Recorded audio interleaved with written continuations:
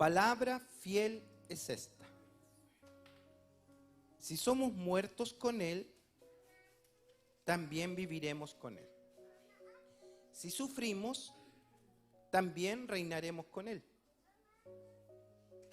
Si le negáremos, Él también nos negará. Si fuéramos infieles, lo lógico sería que ahí dijera, siguiendo con el texto, Él sería infiel, ¿cierto?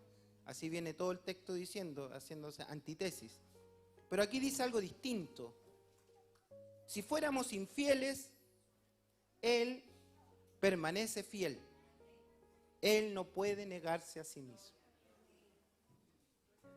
Y este texto es predilecto de muchos para vivir una vida apática, vivir una vida relativista, una vida que sin compromiso al Señor. Porque dice, total, la Biblia dice, si somos infieles, Él igual es fiel. ¿Será eso lo que el texto dice? ¿Estará diciendo eso? Aparentemente lo dice, pero ya lo hemos ido diciendo en otros textos, en otros sermones, no es lo que comunica. Entonces tenemos que entender el texto en su contexto. Oremos al Señor para que Él nos dirija y nos abra los ojos de nuestro entendimiento para aprender y vivir la fe conforme Dios quiere. Sin pretextos es esta serie, porque nos tomamos de la frase que dice que un texto fuera de contexto es siempre un pretexto.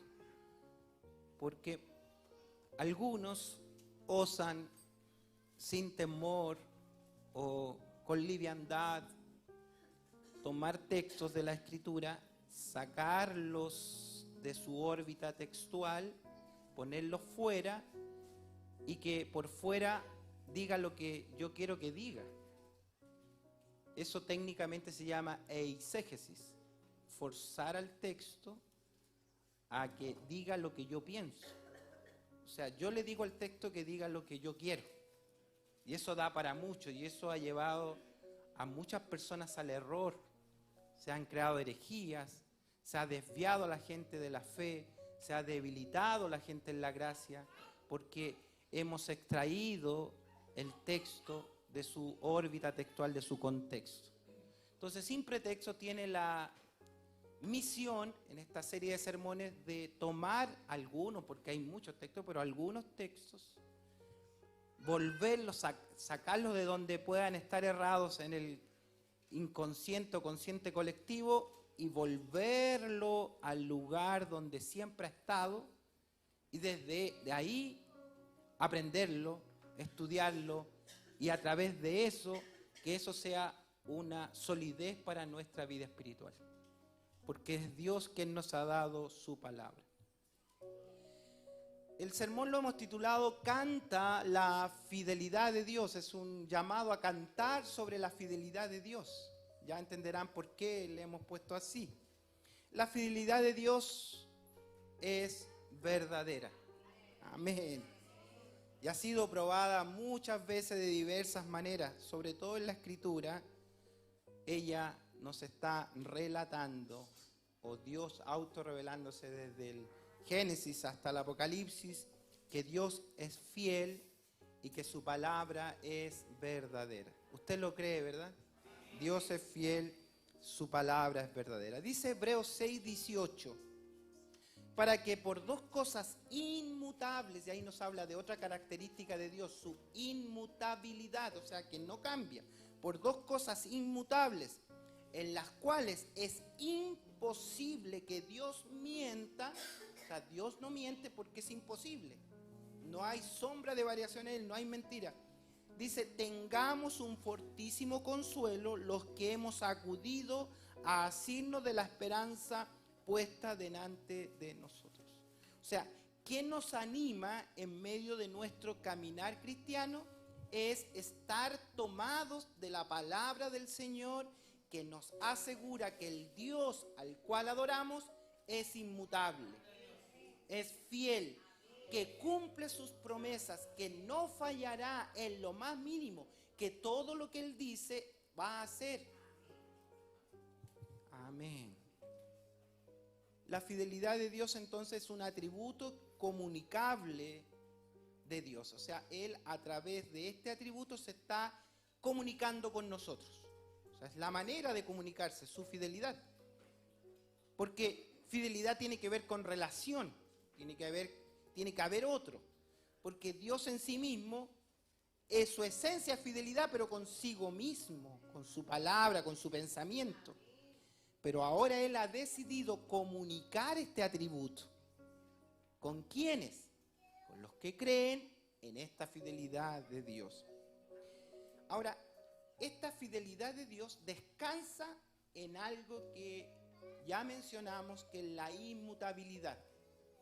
Que Dios no cambia de parecer.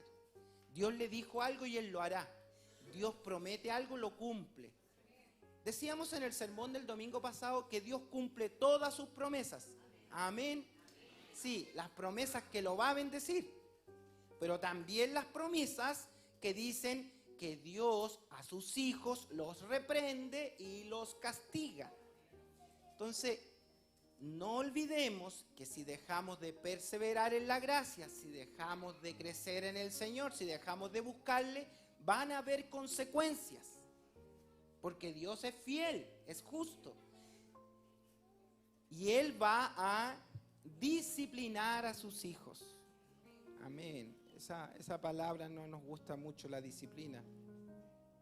Entonces, cuando la Biblia dice que Dios es fiel, significa que no hay nada fuera de Él que pueda presionarlo a dejar de ser quien Él es. Nada lo va a cambiar de su posición. Nada lo cambiará. Por otra parte, la propia palabra del Señor nos llama a su expresión a ser nosotros fieles a Él. Es un llamado. Si Dios es fiel, ¿qué se espera que sean sus hijos? Fieles.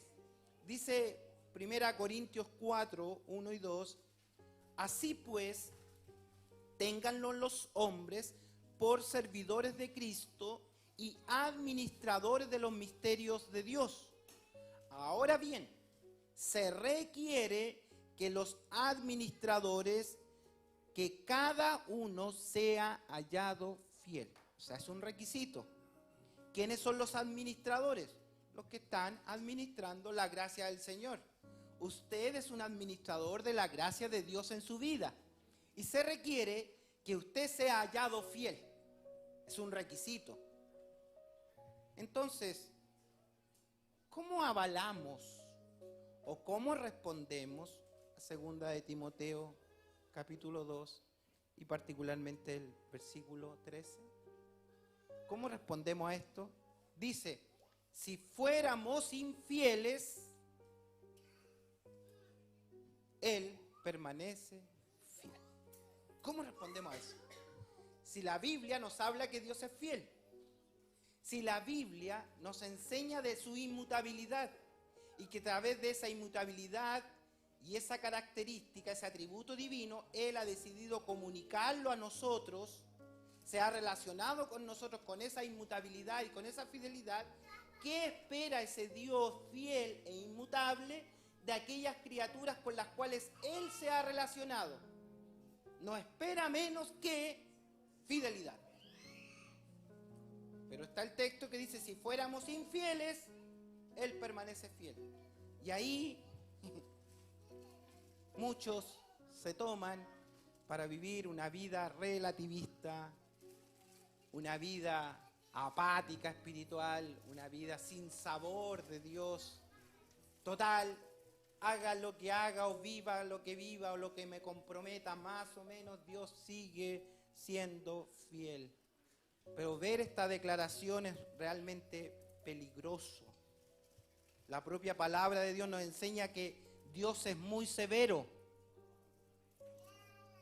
Y si no, vamos a las propias enseñanzas del propio Señor Jesucristo, nuestro gran Salvador, el divino Maestro, el Verbo hecho carne. ¿Qué dice Él? 2 ejemplos solamente con respecto a la infidelidad versus la fidelidad de Dios. para que temamos, para que temblemos, para que remezcamos nuestros sentidos espirituales al comprender al Dios que servimos, porque algunos viven en una relatividad injustificada. Dos ejemplos, solo en Mateo 24. Antes de despedirse el Señor llamó a la fidelidad. ¿Se acuerdan de las vírgenes? Las vírgenes insensatas. Después vinieron también las otras vírgenes, las insensatas, diciendo: Señor, Señor, ábrenos. Mas él, el Señor, respondiendo, dijo: de cierto os digo que no os conozco.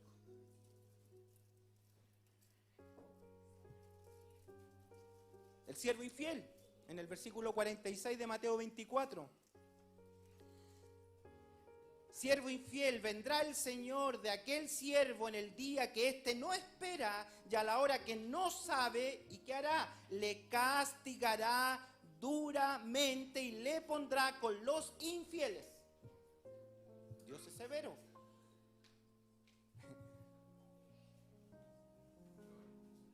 Debemos entender, por supuesto, cada texto en su contexto, y esto está extraído de unas parábolas, pero el principio es el mismo. La fidelidad de Dios y la infidelidad de los hombres. Si fuéramos infieles, Él permanece fiel. ¿Qué nos está diciendo este texto?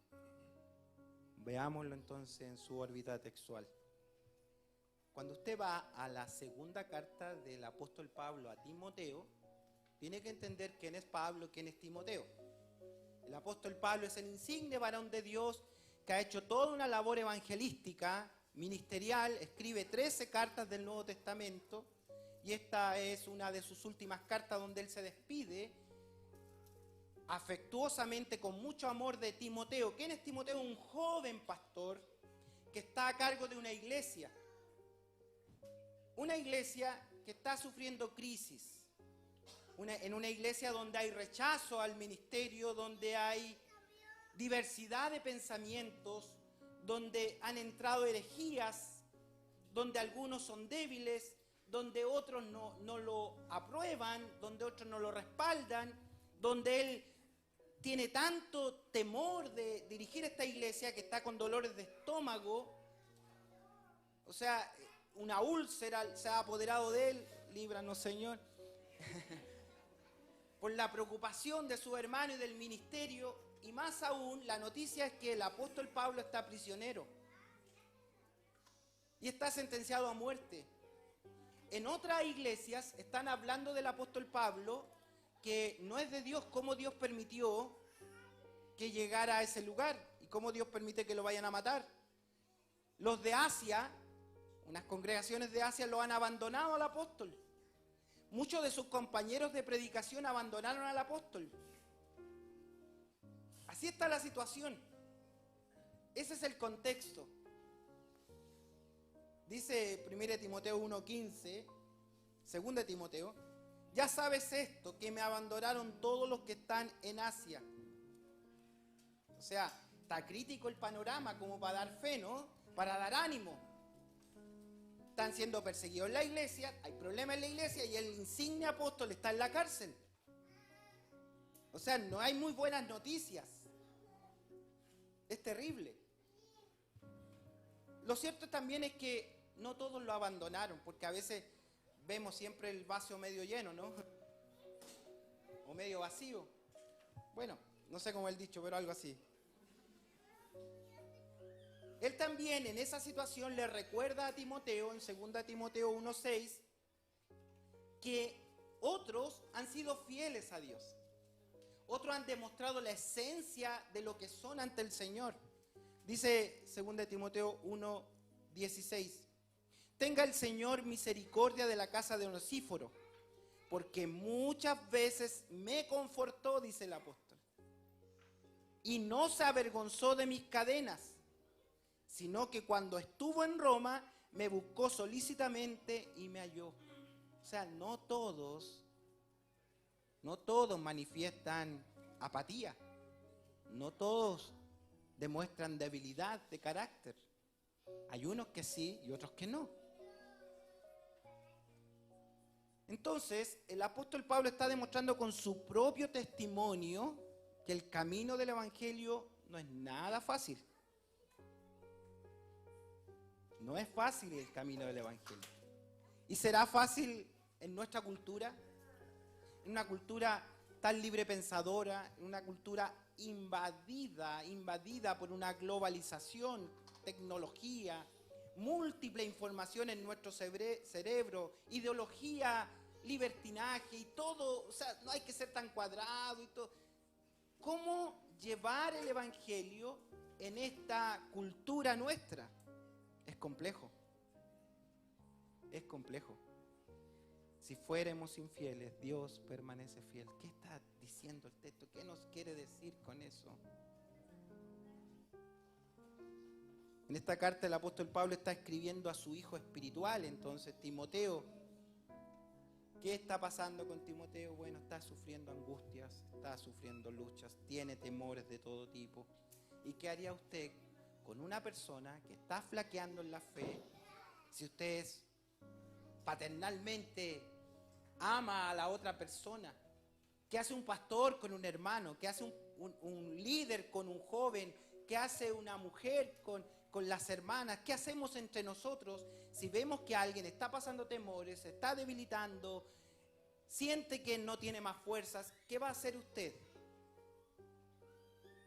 A animarlo, exhortarlo, impulsarlo a buscar la gracia, invitarlo a que busque, no en el entorno, porque siempre, como dice el cojo, le echa la culpa al empedrado.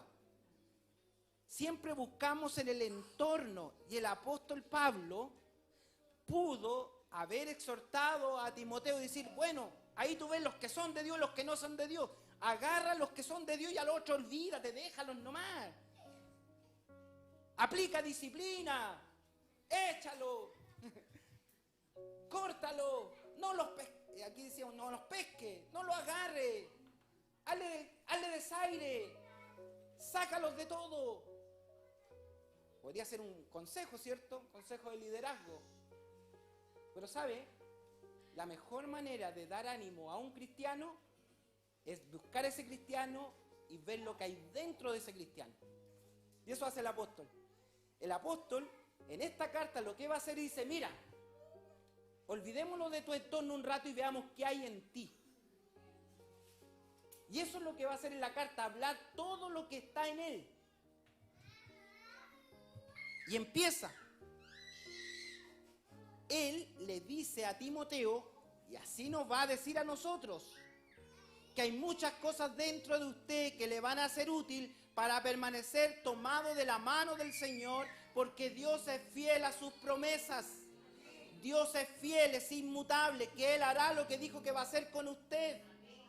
Él permanece fiel porque Él no se puede negar a lo que Él ha dicho. Pero tenemos que recordarle a la iglesia, tenemos que recordarle a usted, le tenían que recordarle a Timoteo todo lo que Dios había hecho dentro de Timoteo. La única manera de enfrentar las crisis de la vida es yendo a nuestro interior y ver qué es lo que Dios ha hecho dentro de nosotros.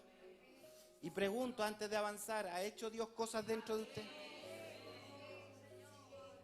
¿Tiene testimonio? Amén. Entonces recordemos siempre qué ha hecho Dios con nosotros. Lo primero que le dice, voy a ir al capítulo 1 para llegar al capítulo 2. En el capítulo 1, versículo 3 al 5, le habla de que Dios depositó en su corazón una fe que no es fingida. O sea, lo primero que le va a decir, ¿sabes, Timoteo? Tú tienes una fe genuina en tu corazón. Doy gracias a Dios, dice el apóstol Pablo, al cual sirvo desde mis mayores, con limpia conciencia, de que sin cesar me acuerdo de ti en mis oraciones, noche y día. Dice, deseando verte, al acordarme que estás sufriendo con lágrimas, para que cuando te vea yo me llene de gozo. Sabes, cuando lloro por ti, traigo a la memoria la fe no fingida que hay en ti. O sea, eso me acuerdo de ti, Timoteo. ¿Sabes, Timoteo? Yo sé algo de ti. Tú tienes una fe sin fingimiento, tú tienes una fe verdadera. Tú eres un hijo de Dios. Tú tienes una fe inalterable. Dios colocó en tu corazón una fe, porque la fe no la producimos nosotros. La fe es un don de Dios, como dice Efesios 2, salvos por gracia por medio de la fe. Y esto no de vosotros, pues es don de Dios. La fe es un don de Dios. O sea, cuando el apóstol Pablo le dice a Timoteo, hay una fe no fingida en ti, no es que él la generó en sus genes, es que Dios se la colocó. Y lo primero que hay que decirle a alguien que está sufriendo en el camino es, oiga, hay una fe genuina en usted. Amén. Hay una fe genuina en usted. Lo segundo, Dios le había otorgado dones. O sea, tenía que confiar porque Dios lo había capacitado. Dios nos reviste de su gracia, Dios nos reviste de su don para servirlo, para caminar, para perseverar en la gracia. Dios ha colocado dones de nosotros. ¿Y qué en medio del temor? ¿Qué nos dice la palabra del Señor? Por lo cual te aconsejo que avives el fuego del don de Dios que está en ti. Aviva lo que está dentro de ti. Hay un don de Dios, hay un regalo del cielo que se posicionó en tu corazón. Avívalo. ¿Cómo lo avivamos? Con la apatía. A mí me encanta dar ejemplos, pero me restrinjo con los ejemplos porque no hay alguien que se sienta aludido, así que como que me los guardo. Avive lo que está en su corazón. Dice, no, si soy infiel, Dios permanece fiel. Total, si sirvo así, total, un tiempo, total, Dios sabe todas las cosas. Pero si Dios le colocó una fe y Dios le colocó un don, ¿qué espera ese Dios que lo sabe todo? Que lo avive, que no se quede detenido, que no tire todo a la punta del cerro, que trabaje, que le entregue su vida al Señor. Si el Señor lo hizo con usted por propósito eterno. Dios sabe que no tengo ganas, que estoy en mi camita hoy relajándome un poco, estoy estresado, hoy, tantas cosas. Dios lo sabe todo, sí, Dios sabe que eres un flojo. Dios sabe que no estás considerando la fe que colocó en tu corazón. Y por eso te llama a que avives el fuego del don de Dios. Avivarlo. Tercero, dice que Dios le había dado un poder y un dominio propio para no dejarse llevar por su corazón inestable, para no dejarse llevar por sus desilusiones, por sus pensamientos, porque a todos nos van a pasar cosas, diagnósticos, crisis, peleas, de toda índole van a venir. ¿Y qué nos pide el Señor? Te di fe. Te di un don, ahora te pido que tengas dominio propio, afírmate. Versículo 7 del capítulo 1 dice, porque no nos ha dado Dios espíritu de cobardía. Como los soldados que huyen del campo de batalla, no te hizo un cobarde, te dio un espíritu de poder, de amor y de dominio propio. Wow, ¿quién lo hizo? Dios lo ha hecho. Entonces no se sirva al Señor por nuestras emociones. No se sirva al Señor por nuestra fuerza, no se sirva al Señor por nuestra salud, se sirva al Señor por la fe, por el don y por el dominio propio que Él nos da en amor para servirlo. Aleluya. 4, versículo 12 del capítulo 1. Algo más había hecho en el corazón de Timoteo, por lo cual asimismo dice el apóstol, yo padezco esto, porque no me avergüenzo, dice. Estoy en cadena, estoy a punto de morir, he hecho un ministerio, no me entregaron ningún galardón, ni los de comunicaciones me hicieron un video, nada.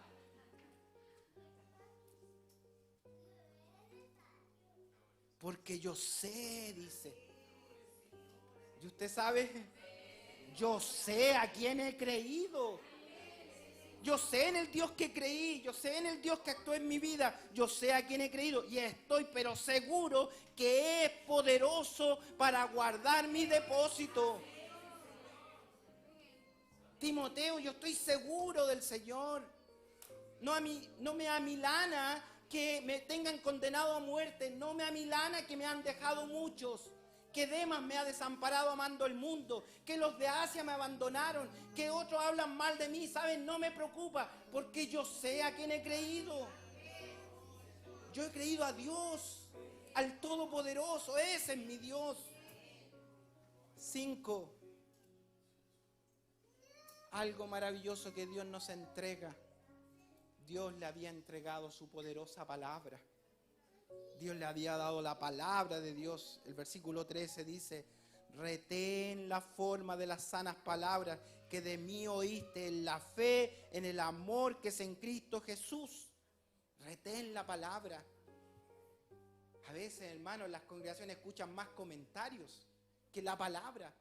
Se quedan con el comentario, con la chimuchina, digo yo, con lo que dice uno otro, que dijeron de este, que lo que dijo este otro, es que este no tiene ganas, que este otro sí tiene ganas, y nos quedamos toda la vida. ¡Bah!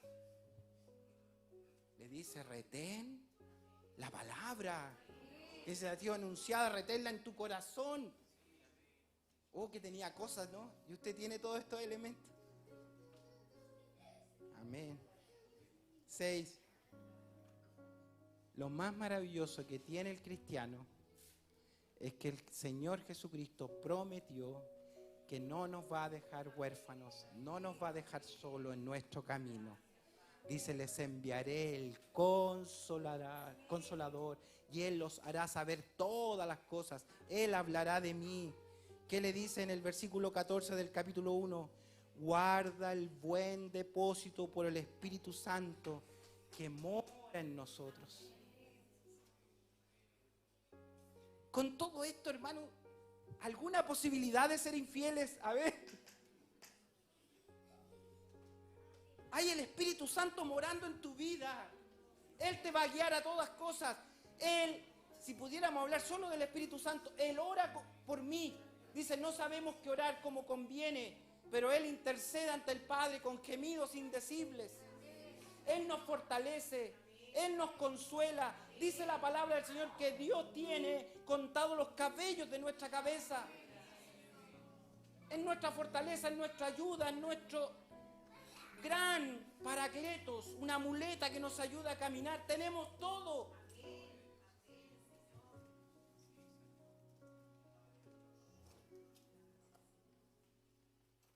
Es fácil olvidarlo en medio de la tribulación. Olvidar todo esto. Olvidar. Por eso el versículo 8 dice: por tanto, no te avergüences de dar testimonio. Ni de mí, dice, preso suyo. No te vayas a avergonzar de que yo estoy preso. Y la invitación: si no participa de las aflicciones por el Evangelio según el poder de Dios. Y estos mensajes no nos gustan. Participa de las aflicciones por el Evangelio. Entonces, ¿dónde está este texto? Si fuéramos infieles, Él permanece fiel. ¿Hay algún lugar para la infidelidad? Es que no hemos entendido qué es lo que es la infidelidad que habla la palabra del Señor.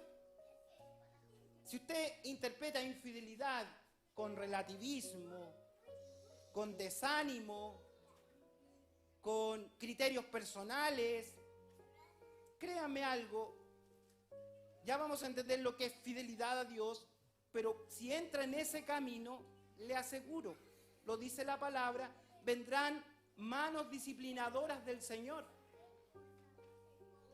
¿Usted ama a su hijo? ¿Los papitos aman a su hijo? ¿Lo ama?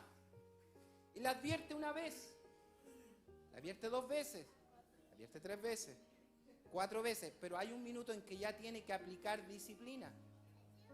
La disciplina del Señor es así. ¿Y por qué lo hace? Porque lo ama. Porque quiere tenerlo cerca suyo. Sabe que si no lo corrige se va a desbandar. Así es Dios. Pero no confundamos esa desobediencia con infidelidad que habla la palabra del Señor. Y llegamos al capítulo 2. Y avanzamos hacia el contexto inmediato del texto que hemos leído.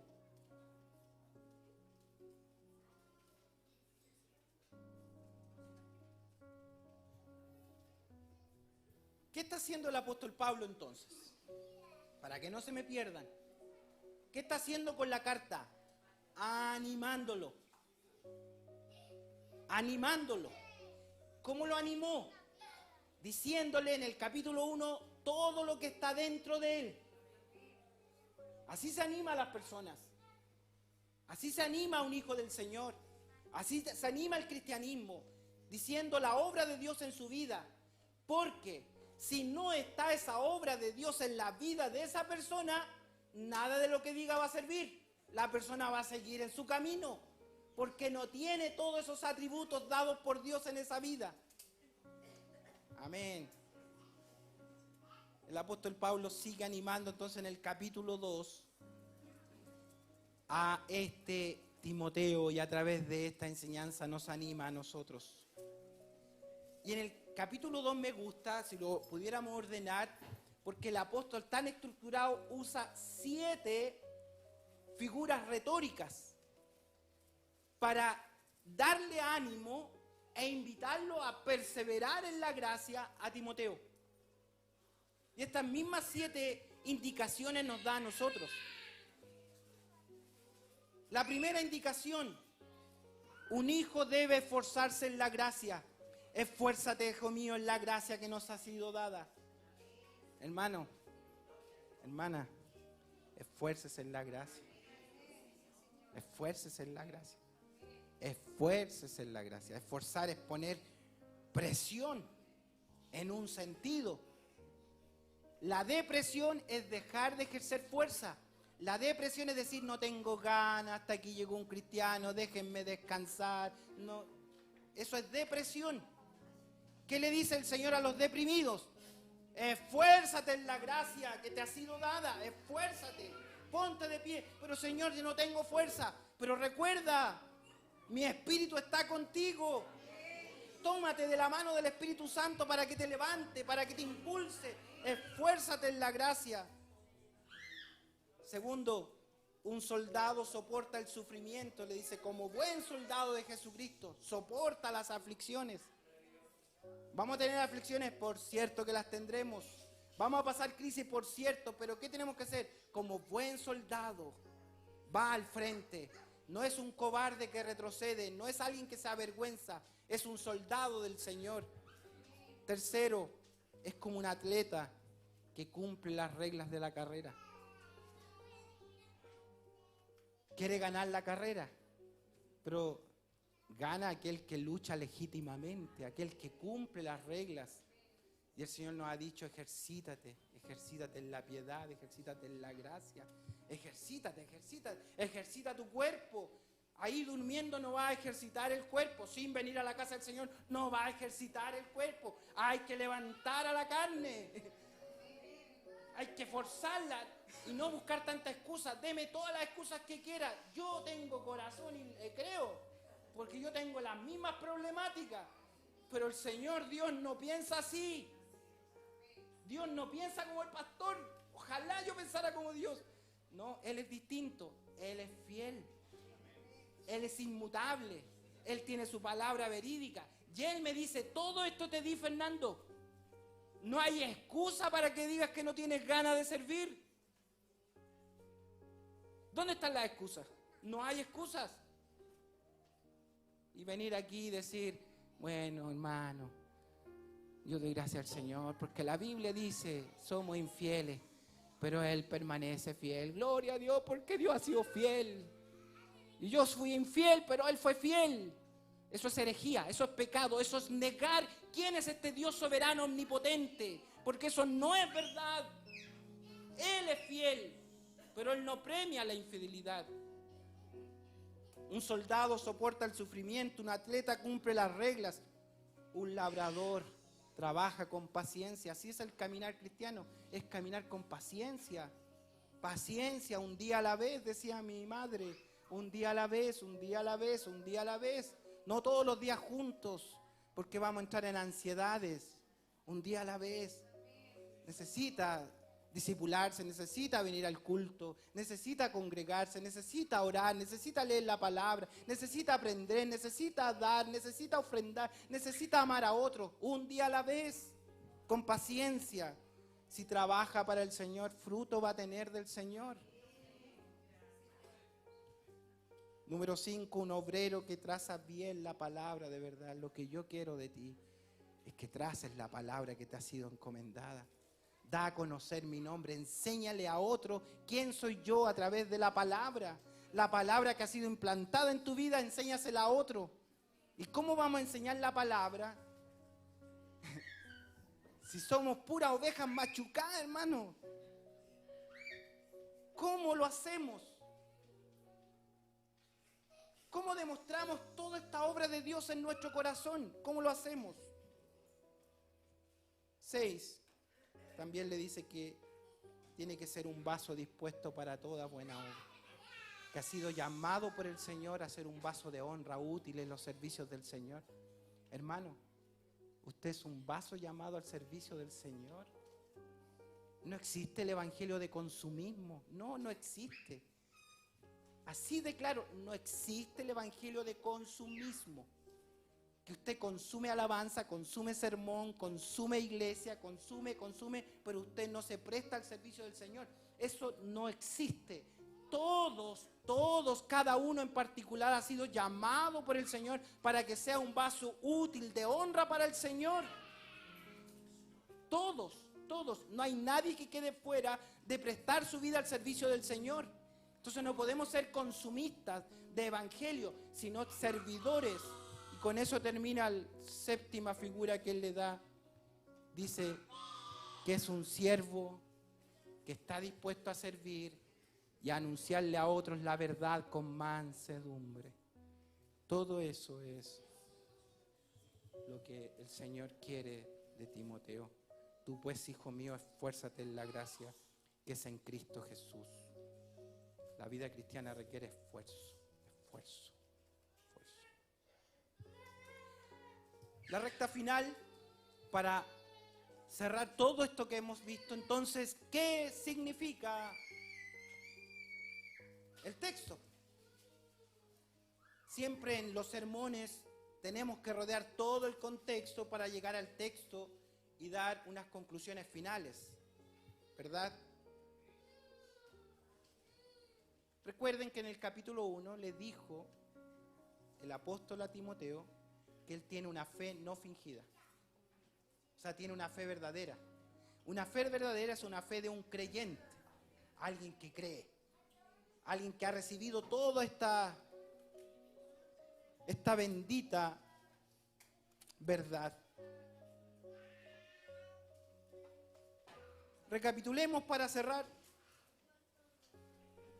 Si lo pudiéramos poner en una parafrasis, todo lo que hemos visto, el apóstol le hubiera dicho algo más o menos así a Timoteo. Timoteo, no te desanimes, pues tu fe es verdadera, no es fingida. No tengas miedo. No te avergüences, porque yo tampoco me avergüenzo de dar testimonio. Sabes, unos me han abandonado, pero otros me han consolado. Sigue adelante. Anima a otros, enséñales la palabra y motívalos para que hagan lo mismo que tú. Servir al Señor. Sé buen soldado. Sufre todo lo que tengas que vivir. Sé buen atleta. No hagas trampa en el camino. La perseverancia no es un camino de trampas. Es un camino para transitarlo, para vivirlo. Sé buen agricultor. Trabaja con perseverancia, ten paciencia. Y en medio de tus temores, acuérdate de Jesucristo, por el cual todos sufrimos penalidades y sufrimientos. Acuérdate de Él, Él lo sufrió todo. Yo sufro como malhechor por amor a los escogidos que Dios está llamando. Entonces, la fe no fingida que tenía Timoteo y la fe no fingida que hay en nosotros es una prueba fehaciente de que somos hijos de Dios. Amén. Entonces, ahora llegamos a los versos 11 al 13, por fin. Por fin. Ahora, lo primero que tenemos que hacer al leer un texto es ver qué tipo de texto es. en su gramática. Y lo primero que tengo que decirles con respecto a esta porción del 11 al 13, que es un cántico. Es una alabanza que cantaban en la iglesia. Por eso en su Biblia ahí está, palabra fiel es esta, 2 puntos, y aparece separado porque es como un salmo. ¿Lo vieron así en su Biblia? Entonces lo primero que saber es que es un salmo, es un cántico, es un himno que ellos cantaban. Y el apóstol Pablo, como tenía mucha relación con Timoteo y se recordaba de los cultos que servían al Señor, en la primera de Timoteo también pone un canto. Y en la segunda de Timoteo también pone un canto. En la primera de Timoteo, en el capítulo 3, aparece el canto del misterio de la piedad. Ahí después ustedes lo ven. Y acá en el capítulo 2 de segunda de Timoteo aparece este canto. Es una prosa, es un himno. Y voy a terminar refiriéndome a él. Palabra fiel es esta. 2 puntos. Y aquí comienza el canto y como todo poema tiene antítesis, tiene sinónimos y tiene antítesis. ¿Ya? Cuando va reforzando una idea o las va contrastando. Así es la poesía. Entonces va a decir una declaración y la va a contrastar con otra. Va a decir una declaración y va a contrastar otra. Y si pudiéramos ver este himno, mire, estamos predicando himnario ahora, pero si pudiéramos ver este himno, tenemos 2 estrofas. La primera estrofa en positivo y la segunda en negativo.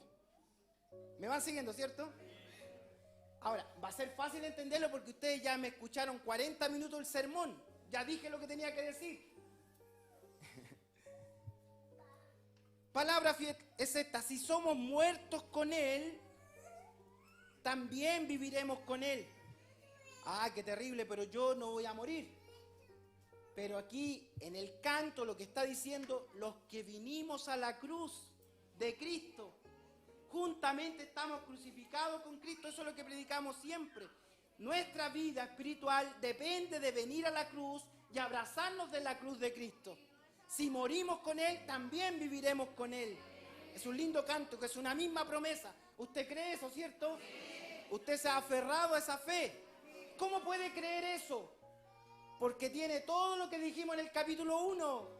Tiene una fe no fingida, tiene el poder del Espíritu Santo, tiene la palabra, tiene todo esto. Entonces cuando decimos venimos a la cruz, somos salvos por gracia, decimos aleluya, yo soy uno de esos. Lo puedo cantar, amén. ¿Qué más sigue diciendo? Si sufrimos, o sea, vamos a pasar aflicciones. ¿Qué está diciendo los 2 capítulos? Aflicciones, cárceles, temores, guerras, conflictos, todo. Vamos a pasar muchos temores. Si sufrimos con Él, les aseguro algo, vamos a reinar con Él. Te vamos a poner una corona incorruptible de gloria. Soporta. Pero ¿cómo puedo soportar si soy tan débil? Mi Espíritu Santo te fortalece. Va a hacer que tú ganes tu corona, no la salvación. Porque antes está la salvación. Si morimos con Él, ahí somos salvos. Viviremos para siempre. Ahora trabajemos para el Señor, sufriendo aflicciones. ¿Y qué nos va a poner Él? Vamos a reinar una corona. ¿Lo cree eso, cierto? Amén.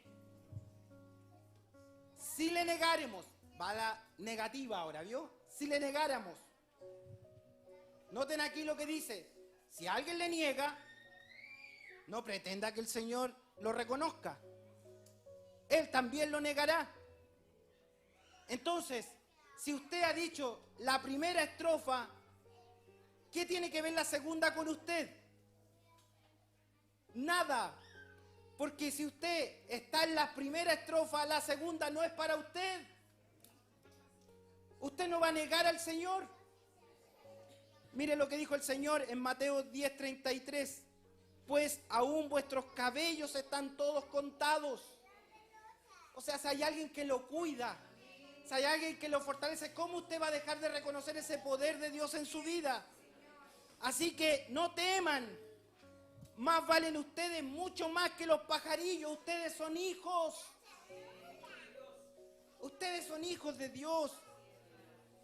Por eso Él dice: a cualquiera que me confiese delante de los hombres, yo también le confesaré delante de mi Padre que está en los cielos. Y a cualquiera que me niegue delante de los hombres, yo también le negaré delante de mi Padre que está en los cielos. ¿Quién podría negar al Señor? Aquel que no lo conoce, aquel que no ha gustado sus caricias, aquel que no tiene el Espíritu, aquel que no anda en la verdad, aquel que no conoce la palabra, aquel que no tiene poder. Todos esos niegan al Señor. Pero usted tiene una fe no fingida. Usted tiene el poder de Dios, usted tiene la palabra, usted tiene la comunión, usted tiene la iglesia, usted tiene una vida de Dios. ¿Cómo lo va a negar? Imposible negar al Señor. ¿Qué hacemos? Lo confesamos. Decimos: Él es el Señor de mi vida. Los que lo niegan son los que no lo conocen, los que no lo tienen. Y ahí terminan. Si fuéramos infieles. Llegamos al texto: si fuéramos infieles. ¿A quién está dirigido entonces? ¿A ustedes? ¿A la iglesia? ¿A su vida? No, está fuera de todo lógica y contexto. Porque la palabra en el griego es apisteo. Si fuéramos apisteo, esa es la palabra que usa. Y apisteo significa incrédula, incrédulo.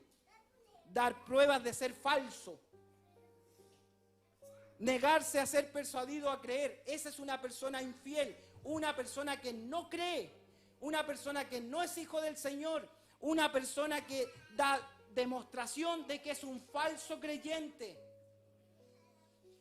Si fuéramos infieles, ¿no es su caso? ¿O sí? No es mi caso, por la gracia del Señor. ¿Y qué concluye el apóstol en este himno? Pero Él permanece fiel, porque Él no se puede negar a sí mismo. Y Él dijo que va a bendecir a sus hijos, que va a bendecir a los que tienen su presencia, que va a bendecir a los cristianos, que va a bendecir a los que tienen su nombre. Él es fiel a su promesa. Si hay alguien que no cree, si hay alguien que es falso, si hay alguien que no quiere venir a la verdad, Dios no va a ser fiel a ellos, porque Dios juzga la incredulidad. Es el gran pecado, la incredulidad. Dios permanece fiel. Y era el cántico. Los infieles los perseguían, los infieles los encarcelaban, los infieles les pegaban, revolvían la iglesia, hacían muchas cosas. Y el apóstol le dice: acuérdate de lo que cantamos, Timoteo. Acuérdate de la alabanza que cantamos juntos en el culto. Si morimos, si vamos a la cruz, vamos a vivir con Él. Acuérdate, Timoteo.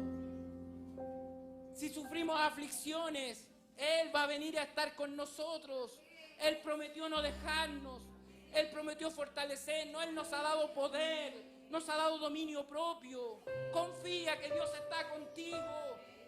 No, esos hombres le niegan, pero Dios permanece siendo fiel, fiel a lo que te prometió, fiel a su palabra. Va a estar contigo hasta el fin del mundo. Y aquí estoy yo, hasta el fin del mundo. Todos los días de tu vida estaré contigo. Ese es el Dios que servimos.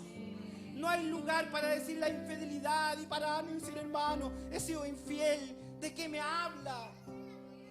Un infiel es alguien que no cree, que es falso. Yo me niego a pensar que ustedes son falsos. Me niego a pensar que no tienen fe. Me niego a pensar que no han recibido al Señor. Lo niego, lo niego. Ha sido demasiado grande lo que nos pasó, que a pesar de nosotros se nos metió el Espíritu Santo en el alma y está trabajando en nosotros para llevarnos a la gloria. Y lo único que puedo decir: Dios es fiel para llevarme donde Él dijo que me va a llevar. Debo confiar en eso. Yo no puedo decir: he sido infiel. No, yo tengo que decir: hermano, he dejado de fortalecerme en el Señor, he dejado de buscarlo, he sufrido consecuencias por eso, pero aquí estoy. Yo sé que el Señor es fiel a su promesa. Él está conmigo como poderoso gigante. Esta mañana yo le invito, como dice Deuteronomio 7:9, conoce pues que Jehová tu Dios es Dios. Conoce que Jehová es Dios fiel, dice, que guarda su pacto, que guarda sus promesas y la misericordia con los que aman y guardan sus mandamientos hasta 1000 generaciones. 1000 generaciones. 1000 generaciones. Usted, sus hijos, sus nietos y alguien que usted nunca podrá ver, Él lo ve todo. Él es el Dios fiel. Entonces, ¿qué podemos sino menos que cantar la fidelidad de Dios con este canto que canta Pablo? Pablo lo invita y dice: Timoteo, ¿por qué no cantamos mejor? Acuérdate lo que cantábamos, la estrofa: adoremos al Señor, no te quedes pegado. Hay un Dios fiel que cumple sus promesas, y eso quiero decirle en el nombre del Señor. Dios es fiel a sus promesas.